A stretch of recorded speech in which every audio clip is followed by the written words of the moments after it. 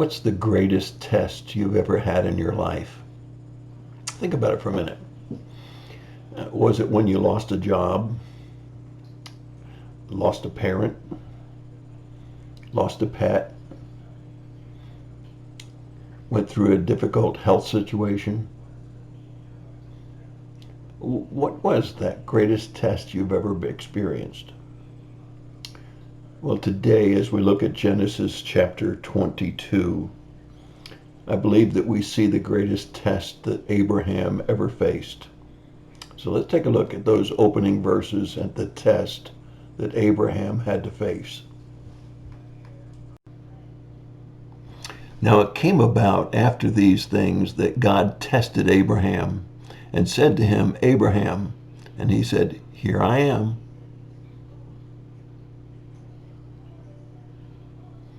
He said, Take now your son, your only son, whom you love, Isaac, and go to the land of Moriah and offer him there as a burnt offering on one of the mountains which I will tell you. Now, it's horrible to think about losing a child to disease or to an accident, but imagine being asked to sacrifice your own child. Could there be a test any greater than that? Could there be anything more that anybody could ask you than to sacrifice your own child? Well, that's what Abraham was faced with. And we find that very clearly in those first two verses. Probably the greatest test of Abraham's life. If you were to come back and we were to ask him what was the greatest test you ever faced, my guess it would be this one. After all, he had waited until he was nearly 100 before he had a promise of a child.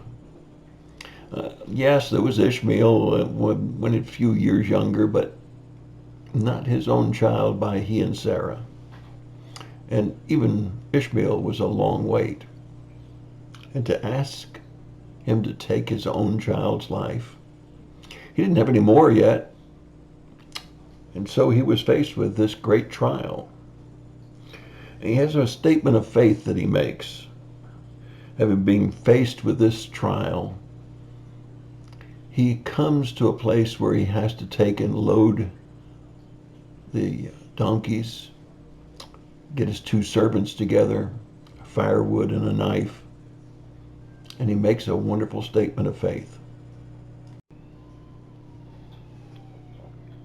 Abraham said to his young men, Stay here with the donkey, and I and the lad will go up over there, and we will worship and return to you. Did you notice the words? We will return to you. What a statement of faith. Certainly not by sight. He was asked to make him a burnt offering. He said he would go with his son, but he also said, and we will return. We will return to you. That's a statement of faith. But you see, as he walked off together, there's that wonderful phrase, the two of them walked together. In trust, a statement of faith. What was that trust? That trust was somehow God was going to allow them to return. How could he ever keep his promise of a great nation through his son if somehow he didn't return with his son?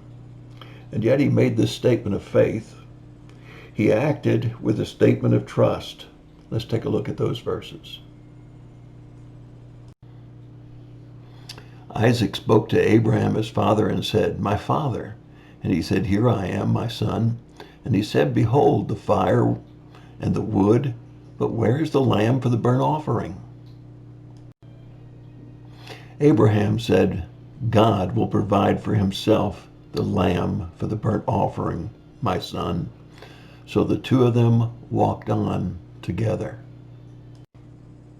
We all know that words are cheap. We all know that it's easy to say something, but to do it is another thing. When Abraham walks up on that mountain with the firewood, with the fire, and with his son, a knife, and no offering except his son Isaac.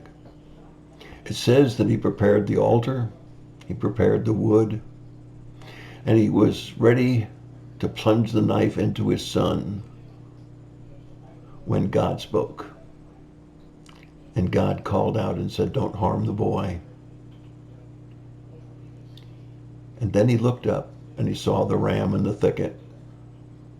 And he saw that God did supply the offering, that his faith and his trust was proven, and a God who is a merciful and gracious God. Yes, it goes on and tells us about the blessings that God then reminded Abraham that he would have because of his trust and his faith and his faithfulness. Because of his obedience to God, God was going to bless him beyond measure, and his child would become the father of all of the nations. And he showed his proof of trust and faith and his willingness to give even his only begotten son. Does that sound familiar?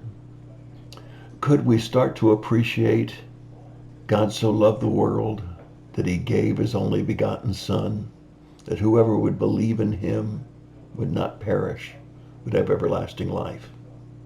That's my thought for the day. God bless you and have a great day.